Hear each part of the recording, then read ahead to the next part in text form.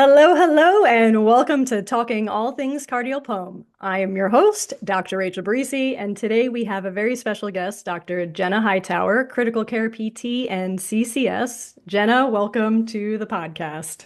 Thank you for having me. Super excited to be here. Me too. Before we even get started, just want to give a big congratulations on your CVP award for Thank Emerging you. Leader. Just want to put that out there. We have the Emerging Leader on the podcast. Maybe first. Besides, maybe not. Uh, All right, Jenna. Thank you. I Let's. didn't even know I was nominated, so I'm super excited. I feel like it happens that way sometimes, but there Yeah, is literally no surprise. And so I'm yeah. super excited to get into your story and get to learn a little bit more about you. And so if you can just give us a brief little introduction on your background and how we got into critical care PT. Yeah, for sure. So I'm going to dial it back to undergrad. I went to undergrad for exercise physiology at East Carolina University. I'm a North Carolina girl. You Okay. probably hear it in my accent slightly. Some people I call me love out. it. Um, but I actually didn't get into PT school my first year. And so I did a year in outpatient cardiac and pulmonary rehab, which was a really unique experience and really, I guess, beefed up my cardiopulm knowledge before school. Absolutely. And then fast forward, got into PT school the next year. During that time, I also was throughout all of college, actually, inpatient, like acute care PT tech.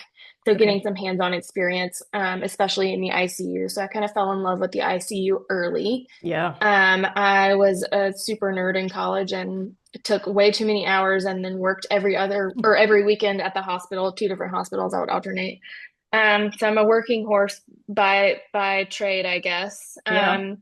And then got into PT school, and I was really fortunate to have Dr. Ellen Hilligus teach our cardiopulm content in Oh, wow. school. That's awesome. Yeah, and so I was that nerd like in the back of her class answering all of the Yeah. questions. And Yeah. We love she those would, nerds. yeah, and like would even have kind of like some case scenarios to speak from experience. And she would be like, "What's your background?" And then, we got to know each other, and she's kind of said, "Have you ever considered doing a residency?" And I was like, "What's that?" I'd never even heard of residency in PT. Yeah. And so we continued talking, and she convinced me to apply and went through the process, and then ended up doing it.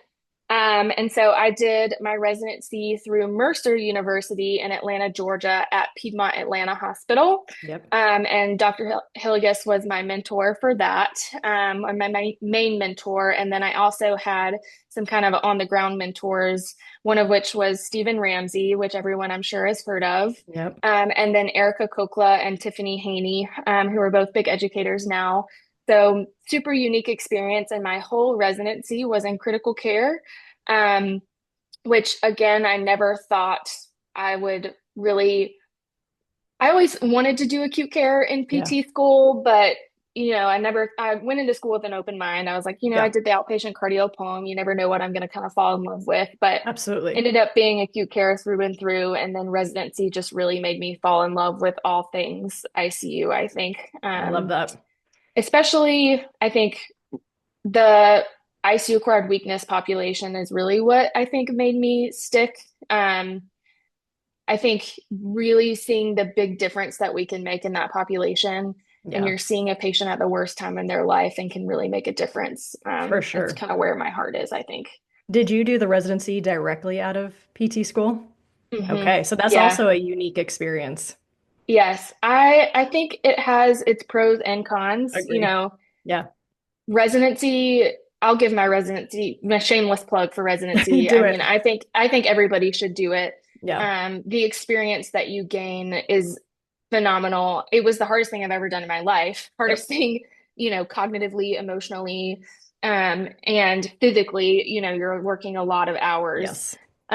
But I would do it 10 times over to know what I know now and to be able to practice at the Yeah. autonomy level that I do I now, agree. for I sure. 100% agree. I think the residency year is like an expedited growth in your professional abilities and just gives so much access to different types of opportunities that might take Yeah. you 5 to 10 years to do if you did not do a residency. Yeah. Yeah, for sure. And doing it right out of school is hard because you're just You're trying to Yes, figure out who you are as a that one. PT. Yep. You're learning time management skills Yeah. and documenting. And I think juggling that all while trying to just drink from a fire hose of information, it's just really hard. Yes. Because, like, in school, especially since mine was primary critical care, we don't learn a lot of that stuff in school. So Yeah. I You're really was learning. just, Yes. yeah, When into you're working, taking you're everything. learning. When you're not working, you're learning. It's a Yes, constant go. I agree with yes, that part where you're learning how to actually be a PT. Like, who are you as a yeah, PT? Learning your bedside manner, learning your handling skills yep, while, yeah, learning the specialty care. yeah. And all of But these new things. Yeah. absolutely. But there is a big pro to doing it right out of school. Yes. And that really is that you've been in it, right? You've been Yeah. doing clinical affiliations, you've been in this learning mode, and it's sort of just like this next step. So Yeah. you're kind of like you're ready for that endeavor, so to speak. Yeah.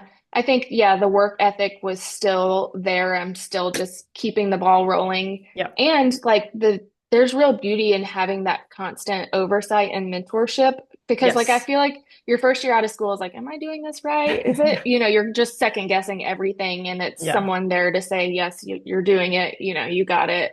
Or Absolutely. you need to go look that up, you Yes. know? And you get that at all stages in your career. Yeah, Just yeah. all right. So in your residency, you were very, you were put into that critical care setting. Was that your primary set? Were you in the ICU the entire time, or did you have other hmm settings that you kind of worked through in the hospital?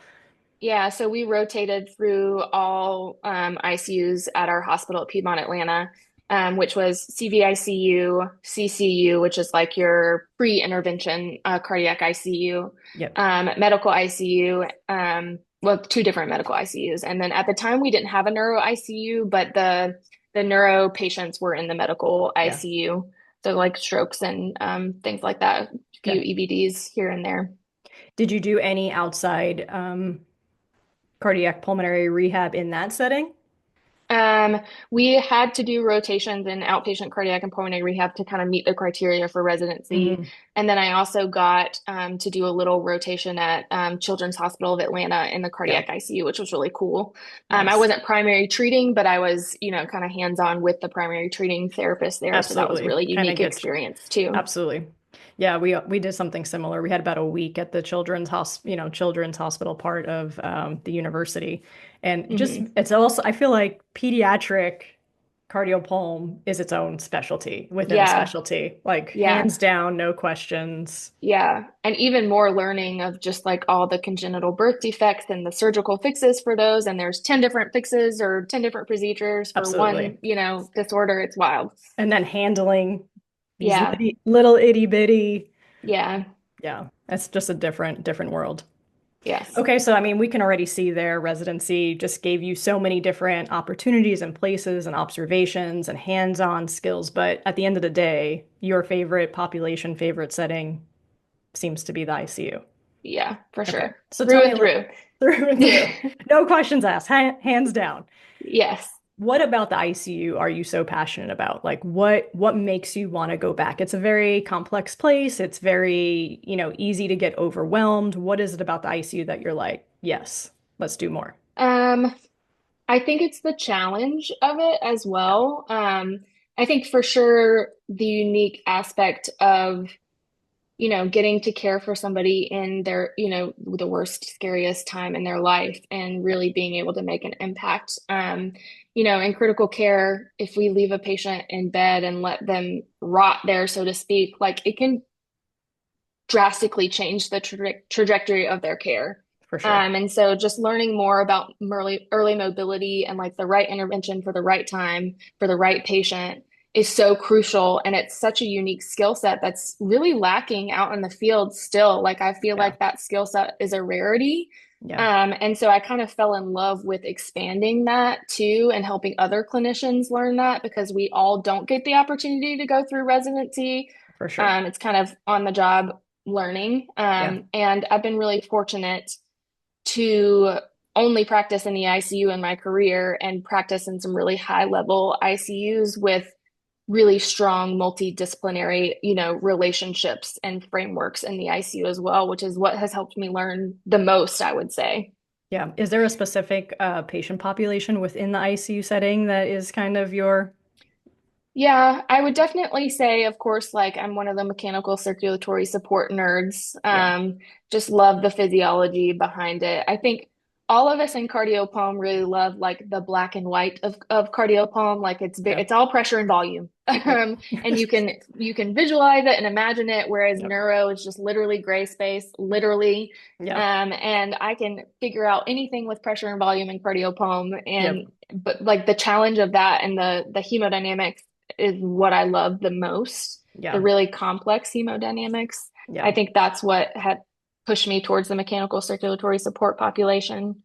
Okay. Which now in my career, I don't get to do as much of that. I get to kind of live through other people doing that and help other people learn. But also I educate st other people. Yep. Yeah, I still work in patient care, but just general ICU population for the most part.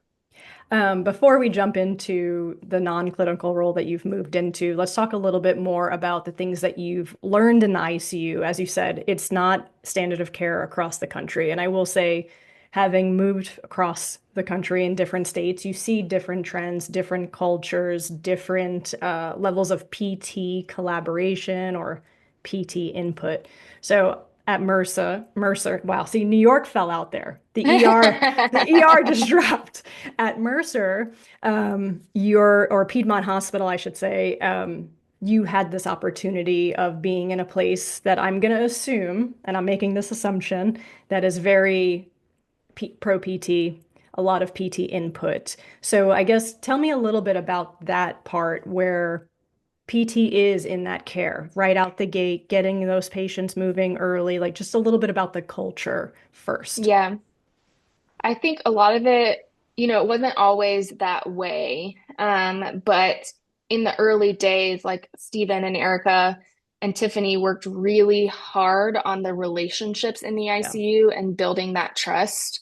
Our patients are very sick, and I think it's just part of the ICU clinician nature, all disciplines, to be very protective over your patient. for sure. And I don't know you, and I don't know what you know, you know? And so you Right. kind of have to prove yourself a little bit. So I think like the big part of how we've become so successful in the ICU is being there, building the relationships, showing our worth, but also showing our knowledge. So putting extra time in to learn the physiology behind all of the For critical care sure. interventions so that you can really articulate that conversation in those multidisciplinary settings of why I think this intervention would be successful for this patient, or this didn't really work great. What can we do? What can we go to the drawing board to? What can we do to optimize that patient to be able to, successfully mobilize or successfully tolerate?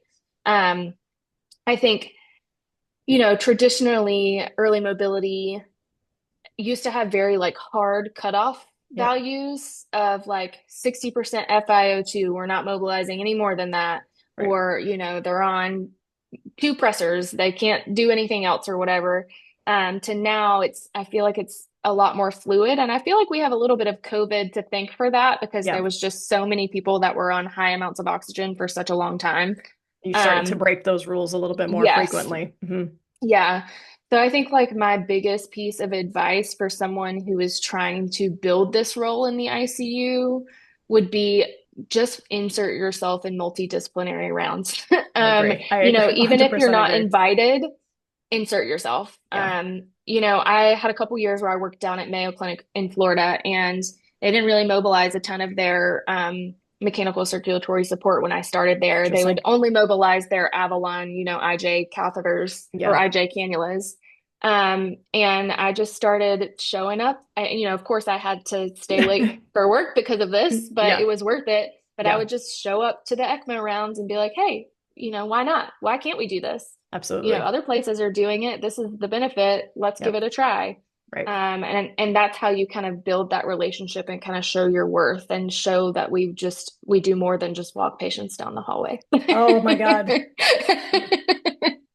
I The knew word, you were going to react to that. I say it so frequently. Yeah. We can get into that side of it. I actually just had Aaron on the podcast and we talked a little bit about building culture Yeah. too.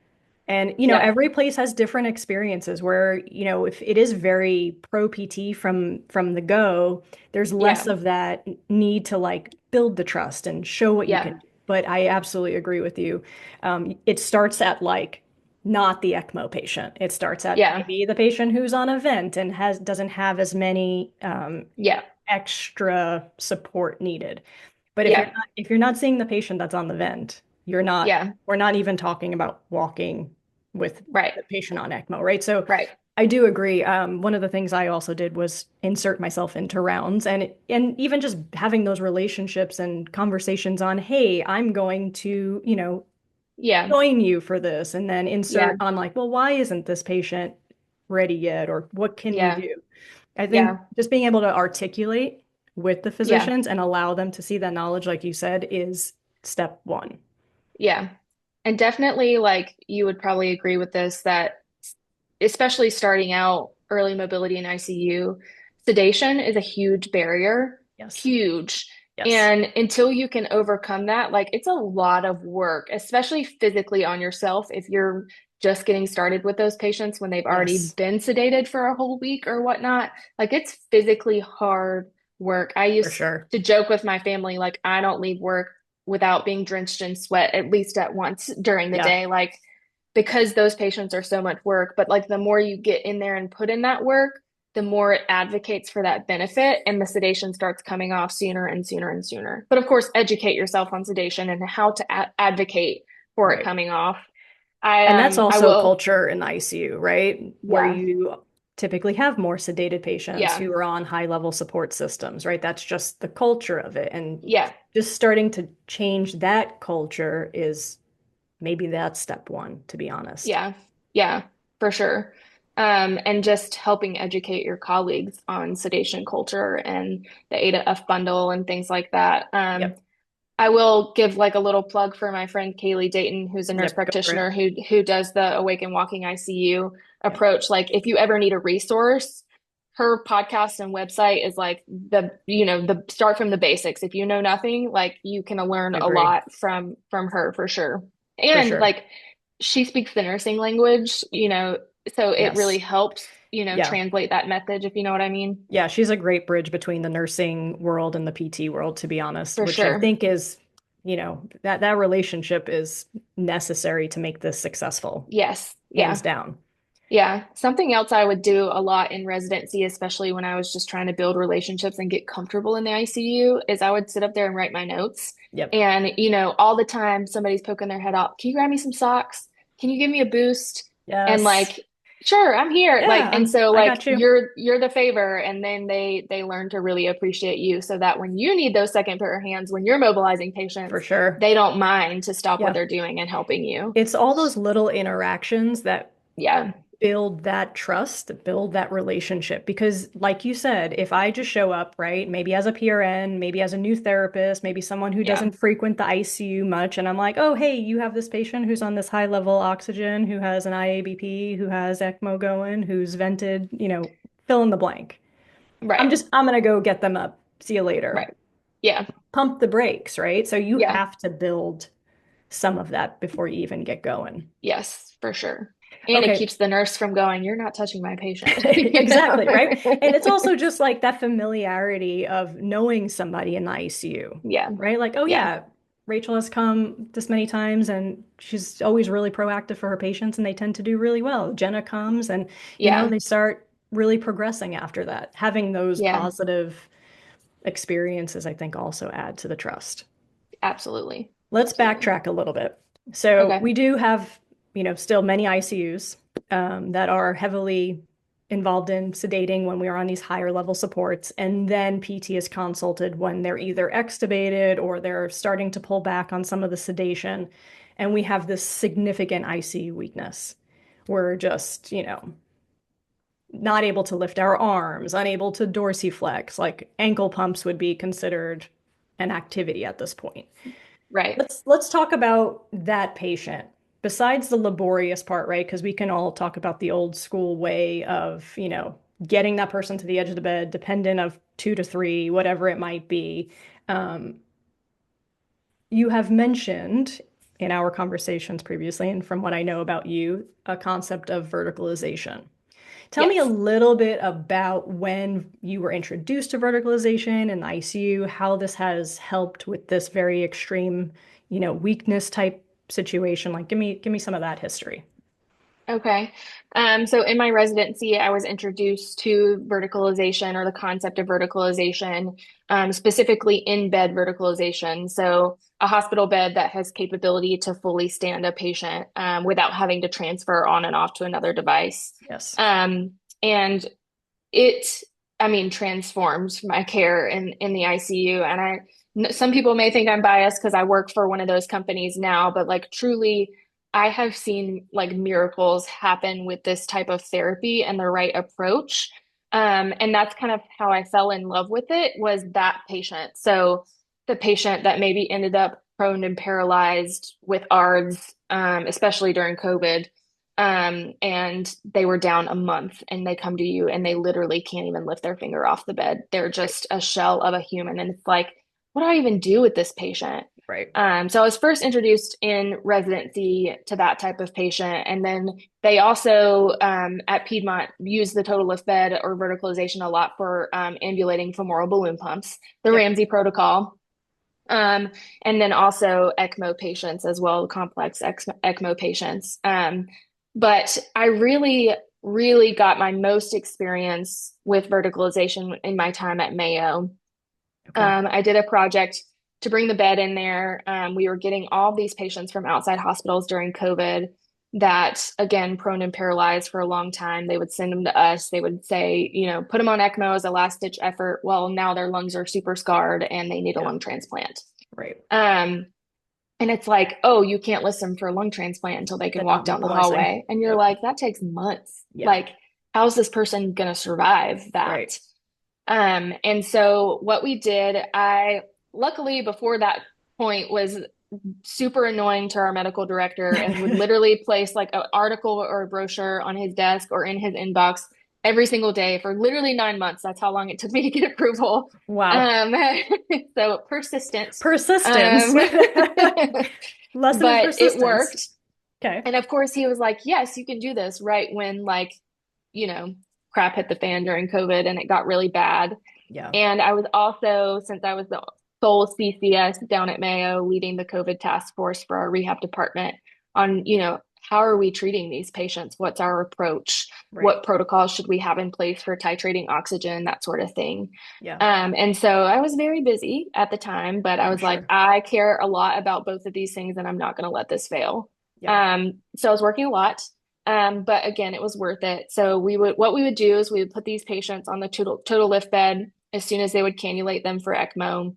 Usually they were already trached because they had been on the ventilator so long. Yeah. Not that that would be a barrier, but at least at that point, sedation was off for sure. Okay. Um, and we would slowly verticalize them. So easing into upright, a lot of times they can only tolerate like 25 or 30 degrees at a time. And I would work on gravity limited exercises with their upper extremities, trying to lift their head off the bed, you know, quad sets, mini squats, things like that, and slowly progressing them. But I was very aggressive. So, those patients, as you know, don't tolerate long periods of Right. time. It's very short windows. So like we spend all of this time transferring them onto an external device. They only tolerate 5-10 minutes and then you got to get them Get it back and back. there's your session. Yep.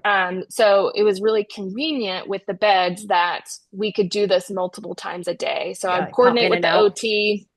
Yeah, coordinate with the OT, and we would usually alternate like who got morning session, who got afternoon session, because typically the patient was did a little better in the morning. Yeah. And then we would have chair position in between, exercises with the family, and then nursing was doing tilt. So PT would do a tilt, OT would do a tilt, day shift nursing would do a tilt, and night shift nursing would do a tilt. Nice. So now we got four Sometimes two. times Yeah, upright. yeah, plus chair position in between. I mean, the patients were exhausted, but it was working. Yeah. And of course, I could go on another tangent about nutrition in these type of patients, especially when you've got, metabolic demand and all Hmm. sorts of systemic inflammation. So that was a key part of the multidisciplinary conversation as well. But these patients were maxed out on support on ECMO and on the ventilator. Okay. Whereas previously, like we wouldn't really touch those patients Right. because, if they decompensate, you have You have no nowhere to backup. go. Right. Yeah. So it was a lot of trust and heavy communication in the multidisciplinary team on optimizing everything in that patient picture. Okay. And it worked. So we got, and I ended up writing up one of these cases, but we were able to get these patients standing with meniscus at the edge of the bed in 3 weeks, Wow. which is just crazy fast. That's crazy fast. Yeah, like with traditional PT of like only working with those patients 4 or 5 times a week, once a day, like it takes at least 3 months to get Yeah. there. Yeah. And that's if you have an aggressive family and whatnot. And So things it happening in definitely, between. yeah, setbacks and Hmm. other procedures, and they've got wounds and all of that. Yep. Um, so that's when I really like fell in love and was like, Yeah. wow, this is This an is so much amazing benefit. tool. Yeah. Yeah. Yeah. And then we would even, I'm sure you've heard of the Moveo, but that's another one of Yeah. my favorite toys. Like we Yep. would even progress to the Moveo to get, more reps in of those squats Yeah. to work on that side egress. And I would get to a point like once patient had some head control, I would work on sitting edge of bed and progress from there, as Okay. well as leave the session with them in a tilted position for nursing to monitor so that you're kind of optimizing your therapy time. So you're Yeah. still working on those functional outcomes, but also supplementing with some additional weight bearing time, Yep. which is really nice. And building endurance Yeah. simultaneously with all that. Yes. Okay. Yeah. Yeah. So let's talk a little bit about why verticalization helps from like a nerdy perspective, digging into Yeah. some of the physiologic benefits, right? Yeah. So what types of things, and we can kind of go just systematically a little bit and just do Mhm. bits and pieces, and we'll kind of point them in a direction to your podcast to get more on this, but let's just do a little bit of a brief Yes. benefit. So we're using a bed to verticalize. Hmm. And with that, we're increasing time upright. What Yes. is the patient, what's happening? Why is this Yeah. helping? So, first and foremost, there's many pulmonary benefits, and Yes. there's very preliminary data on this. But we're working on some bigger studies to try to Good. prove it. But it actually has, the preliminary data shows there's very similar benefits to verticalization as there is proning. So Love that. you're changing position of the lungs. Our bodies are designed to be upright. They're not Right. designed to be flat in bed. So just with like proning in upright, you're changing that position of blood flow, Hmm. also changing the position of all the exudate or whatever gunk is in your lungs, Yep. and setting up a better success for VQ matching or ventilation perfusion matching, Yep. which then helps your PF ratios, so your oxygenation part. It helps with secretion clearance, helps with lung volume. So, Yep. not only does the diaphragm come off the belly or belly come off the diaphragm, so you have more expansion, but also when you're flat on your back, your heart is on your left lower lobe. So when you sit upright, that comes towards anterior, towards the chest, and Drops. you've got room for that anterior or lower lobe to expand. And then also, there was an interesting study out of China in 2022 where they just passively tilted patients on tilt tables for 30 minutes a day, patients on ventilators, so on ventilator Okay. support, which we know patients' long-term ventilator use causes diaphragm atrophy. Yeah, significant diaphragm And weakness. yeah, and just the passive change of position in these patients that were sedated for 30 minutes a day, they had improved diaphragm strength and less diaphragm atrophy, which is Interesting. super interesting. Yeah. So I would love somebody come approach me. Let's publish more about Yeah, that. for sure. I was actually Um, just talking with a colleague about some of the bed rest studies that were done in astronauts. And one of the things, yeah, like from the pulmonary perspective, that really isn't spoken about, and it's like, correct me if I'm wrong, but the diaphragm really isn't mentioned. Like we talk about yeah, VQ mismatch, we talk about volumes and, volume changes, but there's not a lot of talk about diaphragm weakness. And I yeah, assume it's because most of these studies are done in Trendelenburg, where right, you're not positive pressure ventilated and you're right, technically breathing against gravity. So it's not a right, true right, show of what happens in true bed rest. yeah, So when you verticalize, right, what's happening with the position of the diaphragm? Let's talk right. about that a little bit. Yeah. So, of course, allowing for more diaphragmatic expansion in Yeah. upright, especially patients with the big ol' rock hard bellies, which is Yep. like Just classic a pressing lot up of our against, patients. Yeah. And just being able to get your ribs in a more physiologic position to come down and out drop. rather than having to fight gravity Yep. as well.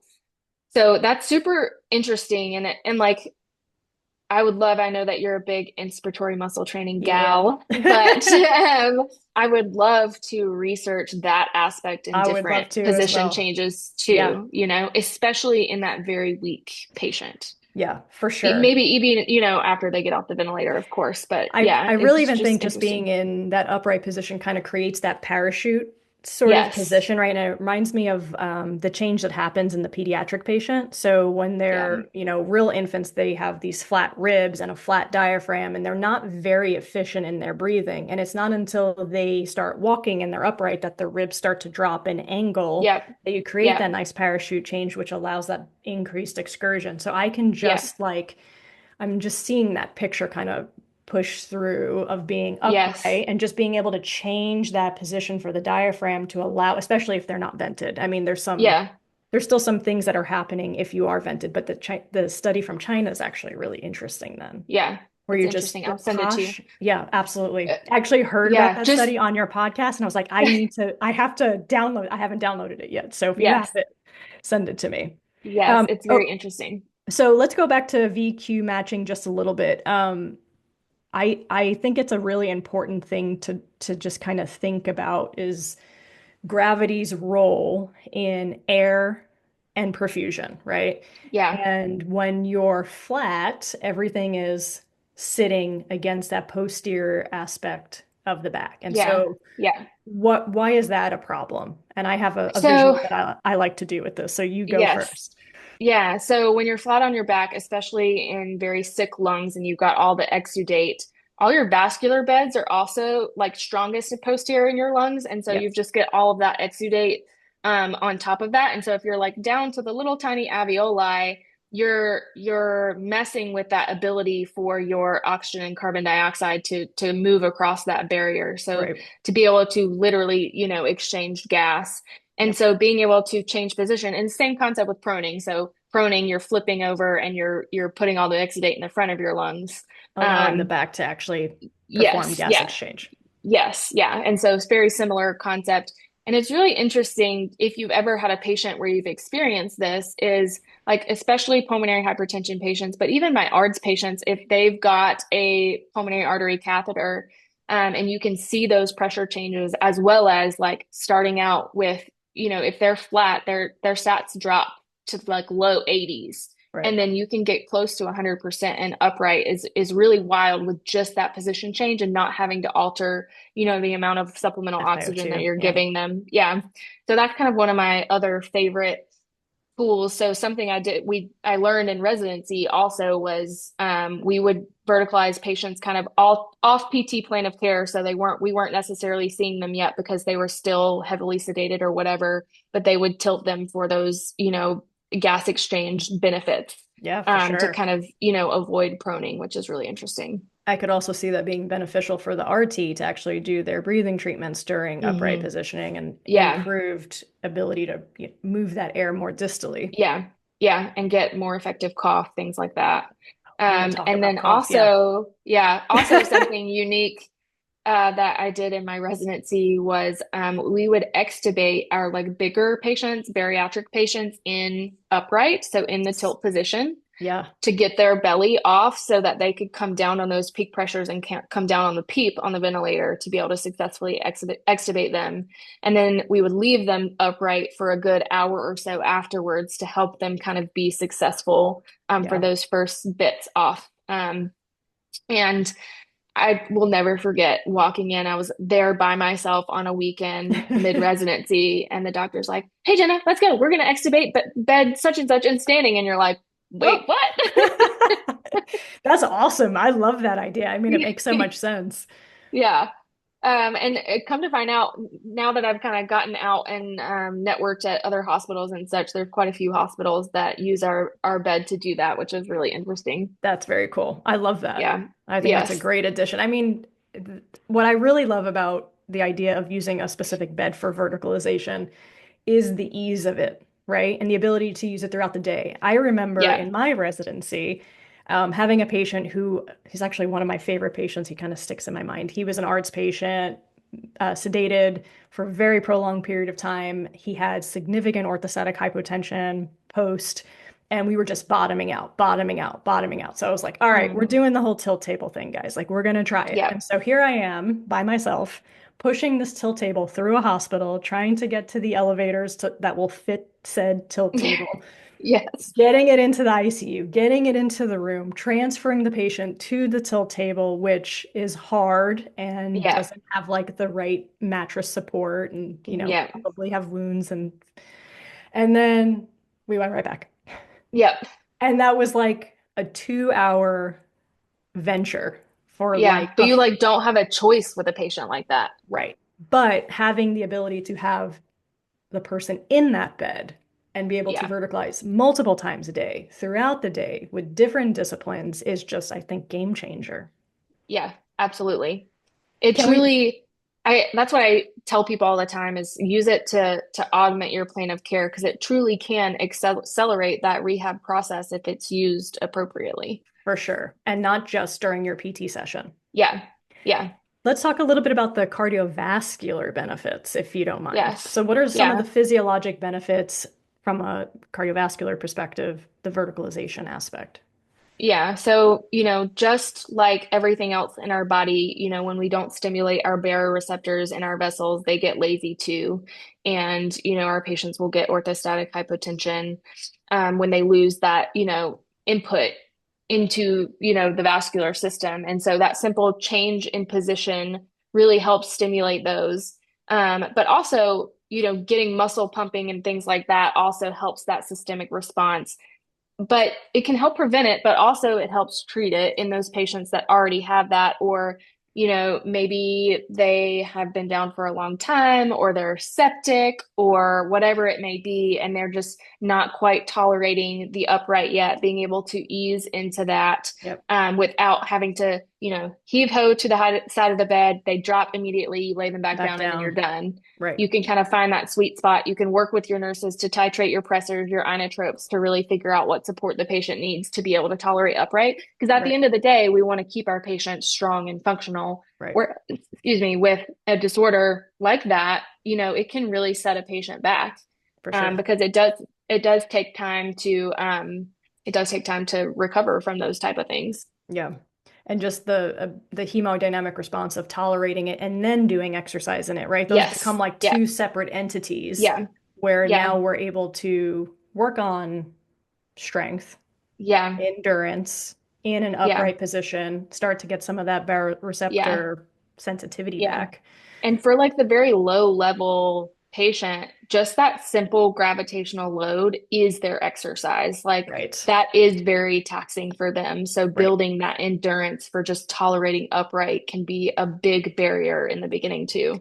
So that's a good segue into like, how do we document this? How do we call this skilled? Because I'm thinking about that person, right? Where Yeah. we're just lifting them and Yeah. they have a hemodynamic, they're responding to it. Heart rate's going up, blood pressure's coming down, we're titrating pressures. Literally, the verticalization is the treatment. Yeah. How are we documenting? How are we showing skill in said Yeah. So activities? something, I guess, misconception I hear all the time is like, oh, I can't bill for that because it's passive. When that's definitely not true. Like it's still a very skilled therapy and it's all on how you document it.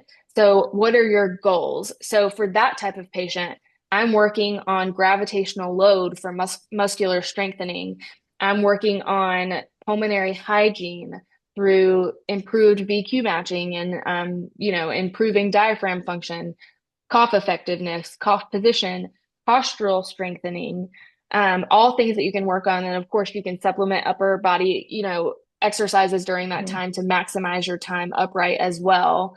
You're also working on cognitive stimulation.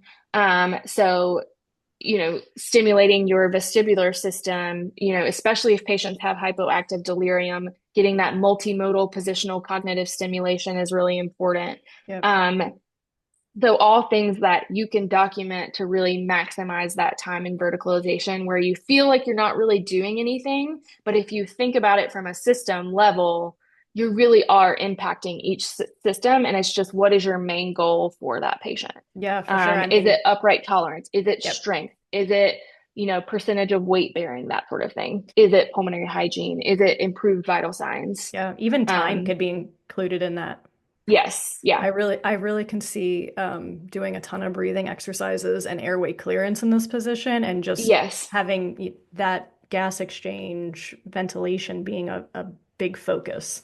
Yes. Yeah. And like those are your outcomes. So angle can be an outcome, percentage of weight bearing can be an outcome, time can be an outcome, ability to progress from gravity eliminated to gravity resistance exercises to even TheraBand.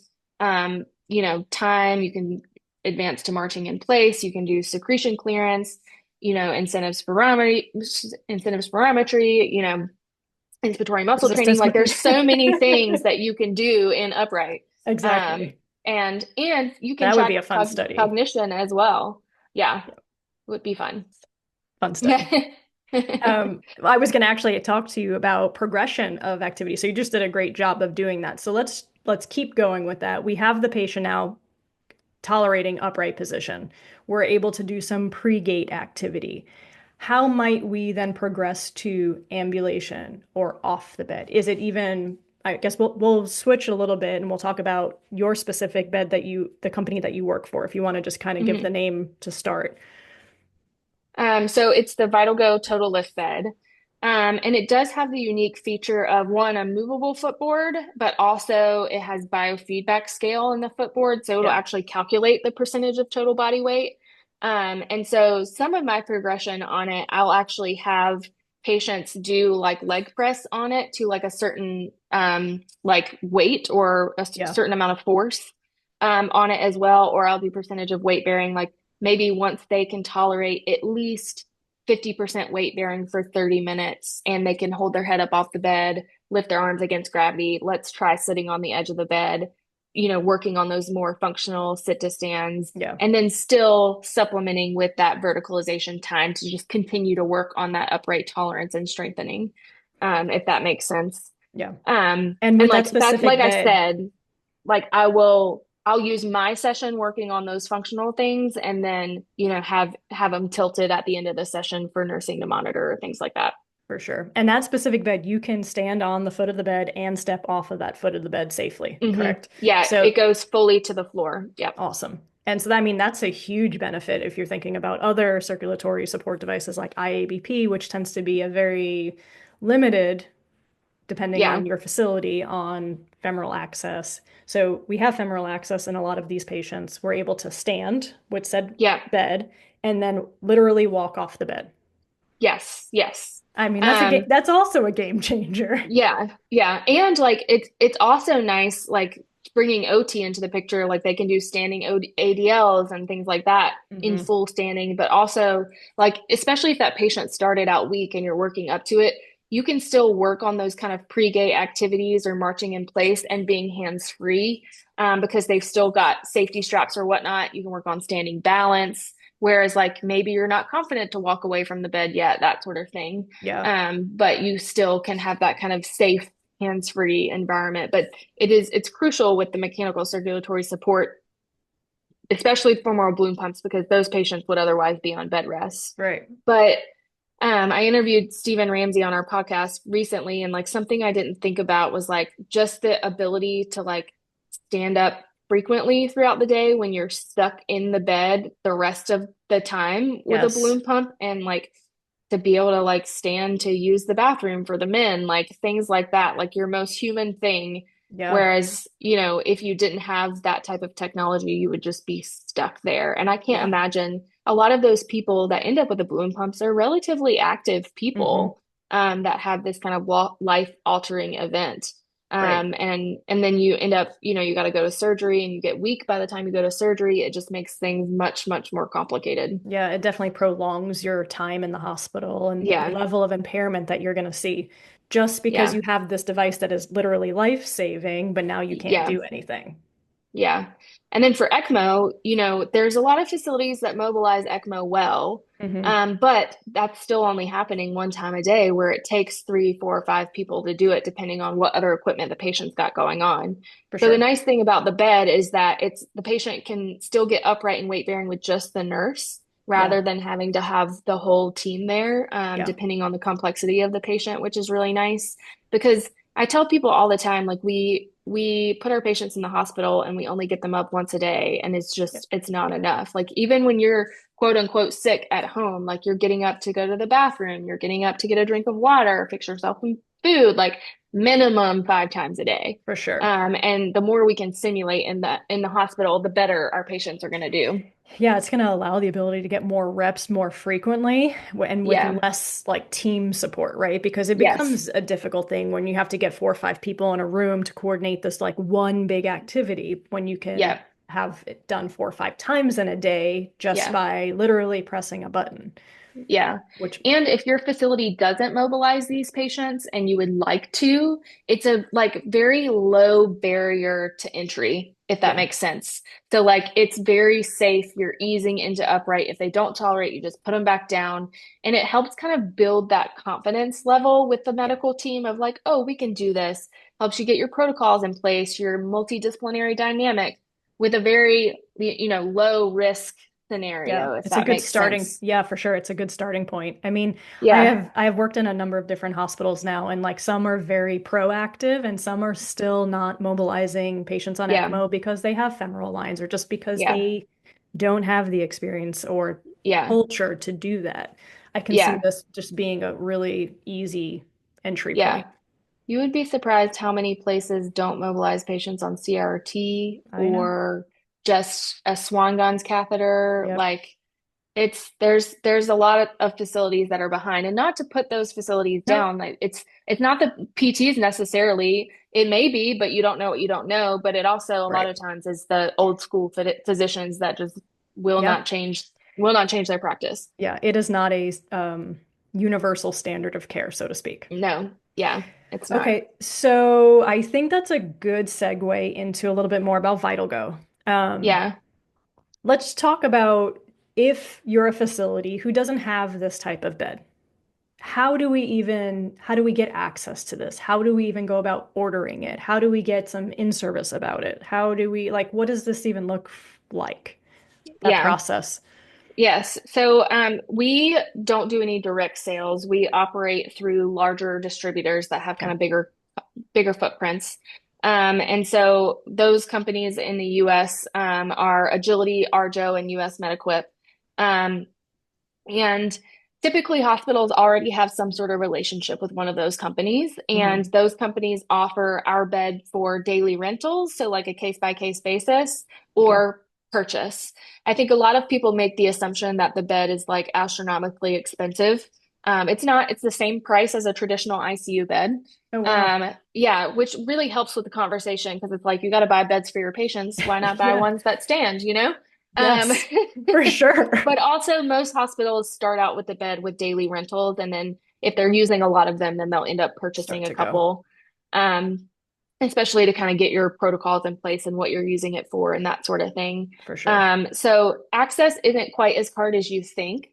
Okay. Sometimes, there is a lot of red tape and, barriers to getting it on contract, and that process just takes time at hospitals. Yeah. But of course, the company, so our distributors take care of all of that. So, Okay. if I can get this bed into Mayo Clinic of all places as a PT, you can do it too, is what I tell people all the time. Right. You just have to have the right key players involved. So, like in my experience, it helps if you have a physician champion to help bring it on board because they're the money makers of the hospital. And if you have a physician advocating for it, it usually helps, the procurement and operations people say, okay, let's look at this at Yeah. least. And then usually what happens is we bring it on site for a demo. The medical team says yes or no, and then procurement works with the distributor to try to get it on contract for either rental or purchase. Wow. But the key part is education. So making sure that the nurses and all members of the multidisciplinary team know how to use the bed And since I've been with the company, we have really kind of figured out that formula for success because if the nurses don't know how to use it, they're not going to use it. Right.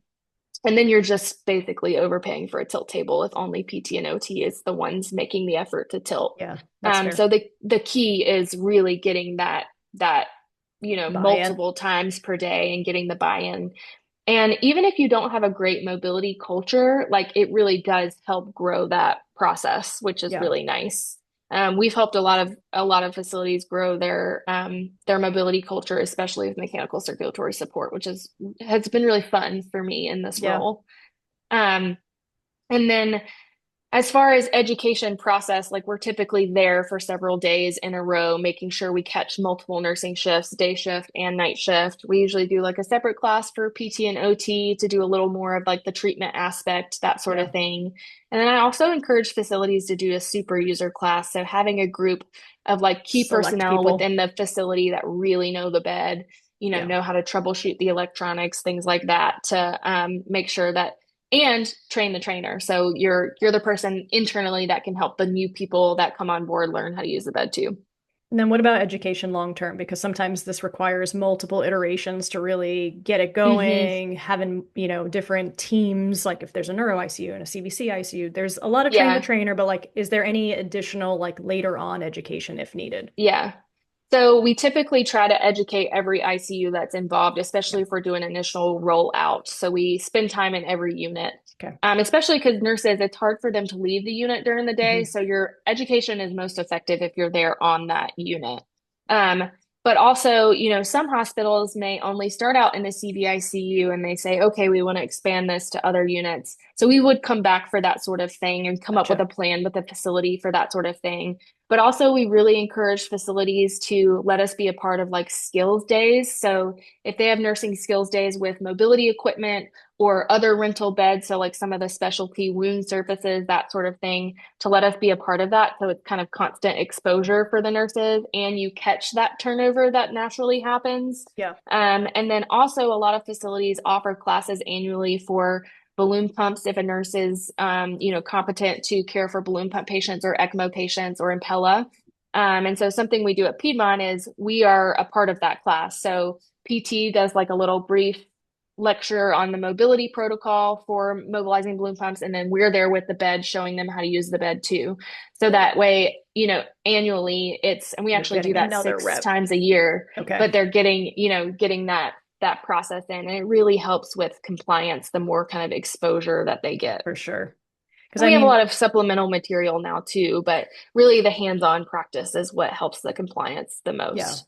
Because I mean, I just know from experience, like you get in there, you do the in-service, you're playing with the Yeah. bed, you're like, yep, got it. And then the first time you see, you're like, oh, yep, Yeah. Or where if you was, don't actually have a patient for a couple weeks and you're yeah, like, wait a minute, how do I use this where was thing? that button? Where was that button that Yeah. allows me to go? Okay.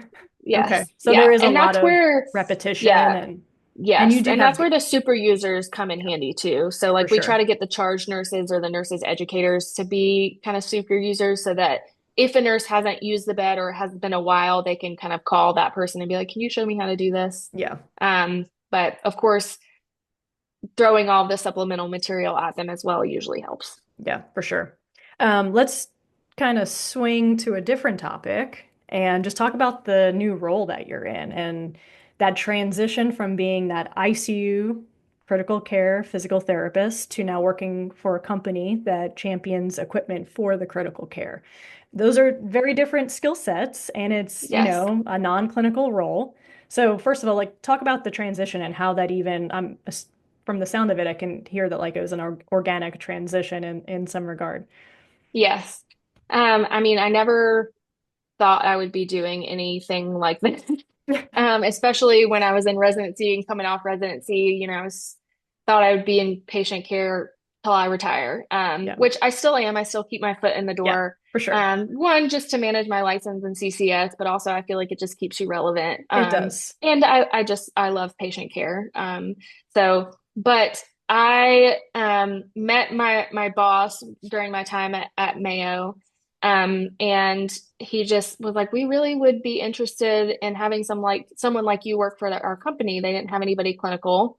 Okay. And it really is like a clinical sale. Like you really have to kind of know your stuff to bridge that gap with nurses, Yeah, especially if it's absolutely. especially if it's a facility that's new to this type of concept. Right. Um, so I was like, me, I'm just a PT. Like, I don't know anything about the corporate world or working in medical devices. Like, Yeah. no, um, you're funny, but um, And here but we he was like, are. well, yeah. He was like, well, just think about it. And so the more I thought about it, my husband and I were looking to transition back to the Atlanta area, Okay. to be closer to family, to start building a family. And I knew I would be leaving Mayo. And I, of course, wanted to work back at Piedmont again, but I was like, well, let me just explore this and see what happens. So Yeah. I started as just like a consultant role. So just literally, I think I was working for them 4 days a month, Okay. um, basically as a consultant. And then there was just a lot of work to be done, and a huge need for this type of position. And so I ended up going PRN at Piedmont. And when I started back, I was working a lot more in patient care, and then I kind of slowly backed away from it. But having the flexibility of being PRN was the nice part about that. Yeah. And now I'm full time for them, but still work, the occasional weekend PRN. at Piedmont, working this weekend. But yeah, it was kind of an organic role. And the more I got into it, the more, of course, I learned about the role and learned really the research behind it has kind of changed my role as well.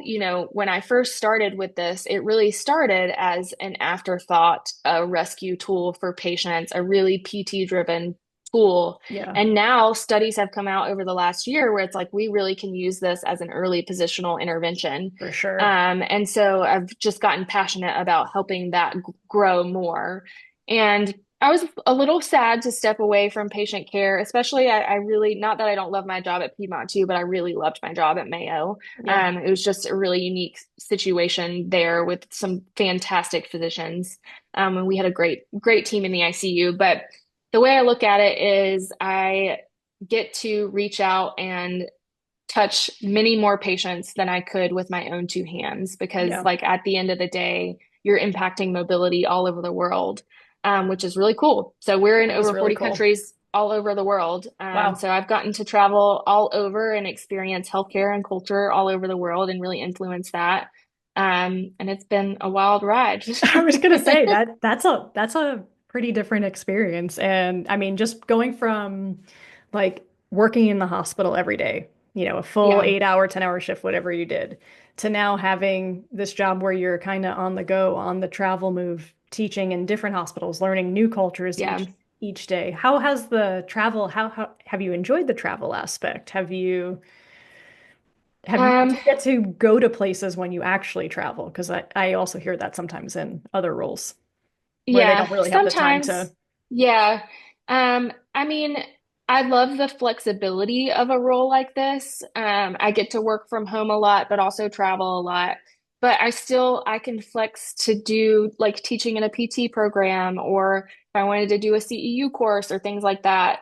But then also still heavily involved in research and getting to do stuff like this, but Yeah, also influencing hospitals all over. So that yeah, flexibility piece is really nice.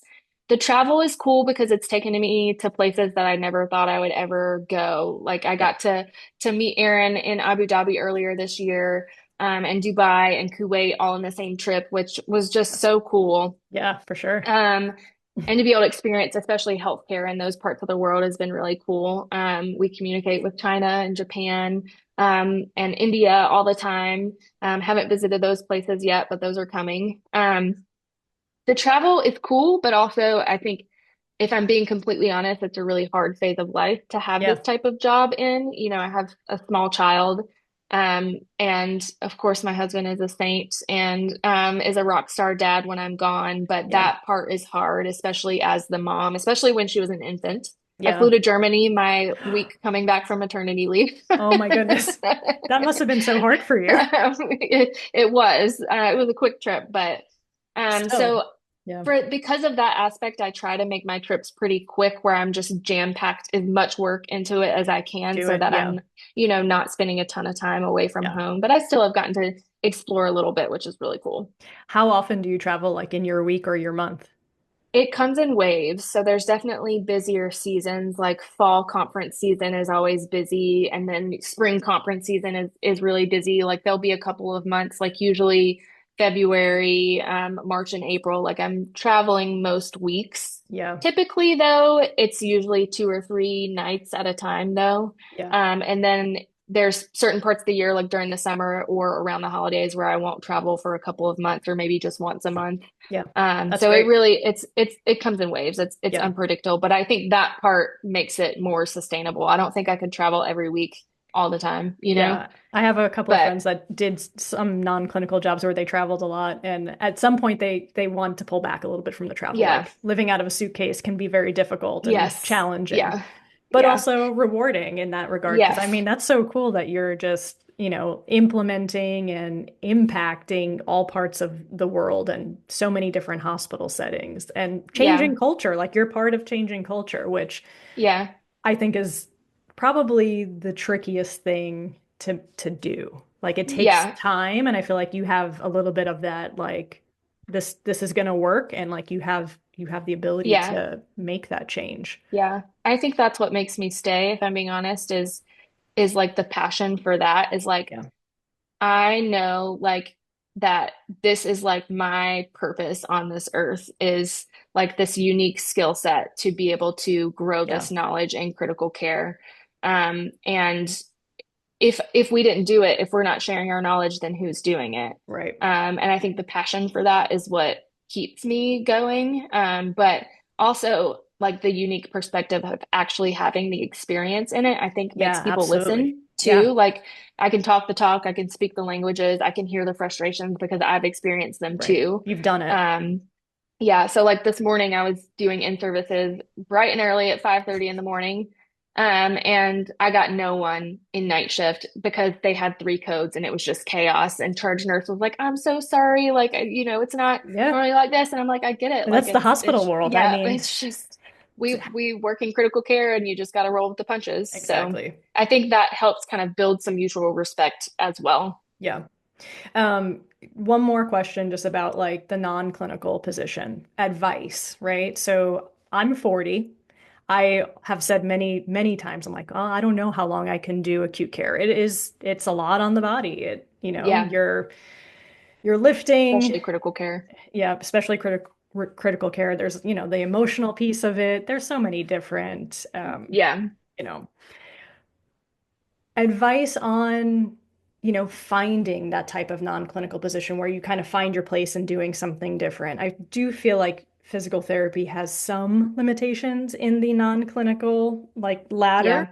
Yeah. So any Yeah. advice in like finding something that fits you? Yeah.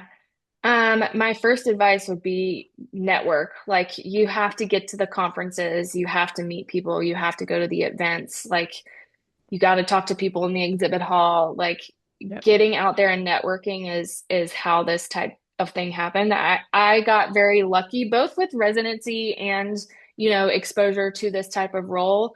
But I wouldn't have done that without networking and putting myself out there and having the Yeah. conversations. That is the biggest thing. Like I can't speak enough about like people I've met at CSM, like that has changed my life. I go to CSM every year. Yes, it's expensive, especially if, your company doesn't pay for it, but Yeah. it's worth it if you're really looking to expand that clinical ladder for sure. Yeah. I think that's great advice. I think networking can be scary.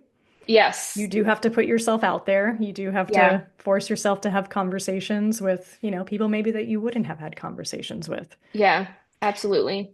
But Um, I think also, I know people have their feelings about research, yeah. and some people love it, some people don't. I hated research in PT school. It was Yeah. so dry learning about all things research in PT school, but like when you get in the field and you're doing something you're actually interested in, Yeah. like it's a lot more fun to do research, and I'm Yeah. way more involved in research now than I ever thought I would. Yeah. But I think in my career as a PT, getting involved in research, especially with other disciplines, really helped bridge that gap as well, especially if you're looking at certain interventions, like that can help bridge the gap with a company as Mm, well.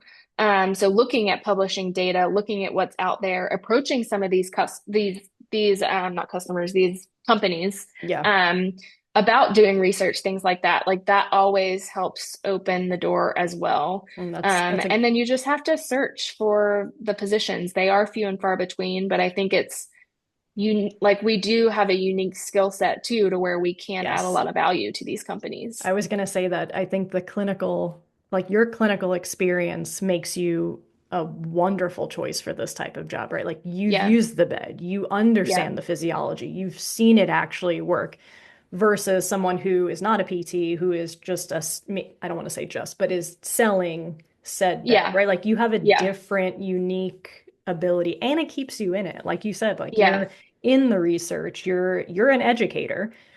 It's yeah. just in a different Context. role. Yeah, Right, right. yeah, yeah, And for sure. I love the part where you said that you get to impact across the country, across the world, across hospitals versus just the patient in front of you. So Yeah, that impact is definitely being seen and felt, and there's a lot of good. work that needs to still happen across the Yes, country because no two yes. hospitals are the same. No, definitely not. Not even two units in the same hospital are the You same. know, that is very true. That is so Yes. true. All right, Jenna. Well, I want to thank you for coming on, sharing your expertise. What I would love for you to do is give us some resources. Yep. If we are interested in getting a Vital Go system in our hospital, we'll add some context to the show notes, but do you have a website or Instagram you Yes. want to throw out? Yeah, I'll share our website, LinkedIn, Instagram, but also I'll share the kind of literature compiled list that I have per topic if you're interested in exploring the literature. Also check out our podcast we just started. So we're starting to interview some experts in the field that are kind of the explorers in all things verticalization. So being able to hear their perspectives as well is super And interesting. can you give the name of that podcast? It is Kelp Talk. Okay, so A go little check play on out. words. I love it. And just really dives more into the physiology. So if you wanted to really get Yes. nerdy about the cardiovascular, pulmonary, neurologic, integumentary, Yes, come get MSK, nerdy with me. come get nerdy with Jenna or go get nerdy with Jenna. All right, Jenna, Yes. thank you so much for being on the podcast. Thank you everyone for listening. I hope you all have a wonderful day and whatever you have to do, get after it. Thank you. Go.